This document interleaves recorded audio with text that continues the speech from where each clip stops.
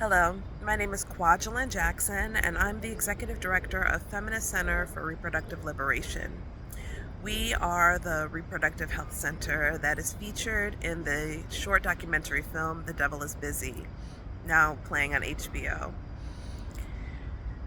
We are incredibly proud of the work that we do at Feminist Center, not only providing compassionate care in our clinic, but also doing advocacy work at the state capitol and organizing our people in the community. This film features staff from the center that are contributing to the experience that our patients have when they come to get care. It can be really scary to seek abortion care, especially in this time where threats of violence seem like they are constantly around us, and where people are continue to be shamed for their decision making. But at Feminist Center, we want people to feel welcomed and safe and cared for in every way as they're getting the care that they need. Reproductive justice is incredibly important to me. It means that we have the ability to make decisions about how we live our lives, about who we love, and about our futures without any interference from the government or from people who would make choices on our behalf. And we stand for liberation, meaning that reproductive choices are not the only things that we care about. We want to make sure that people also have the ability to take care of their families, that they have access to food, that they have safe housing, that they have secure jobs that they love, and that their rights are honored and treated with dignity regardless of the identities that they hold. I hope that you will take the time to watch The Devil is Busy and learn a little bit more about the humanity of the people who are providing reproductive health care in the United States. Independent abortion providers provide the majority of care in the United States and often are not able to get the same level of profile or visibility. And so we're really grateful for opportunities like this to tell our own stories in our own words on our own terms. Providing abortion care in Georgia has been incredibly difficult in this time. Georgia currently has a ban on abortion that means that we can't provide care beyond the point that fetal cardiac activity is detectable via ultrasound, which is a long way of saying around 6 weeks.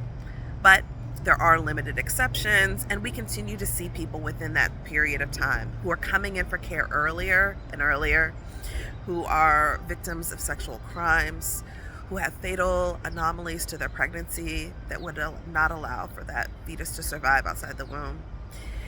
We also provide comprehensive gynecological care and gender-affirming care, and have been for the past 25 years. So we're really thrilled about the ways that we keep showing up, the ways that we've been resilient in the face of draconian laws that mean our community's harm. And we adapt and evolve to make sure that people are able to continue to get what they need.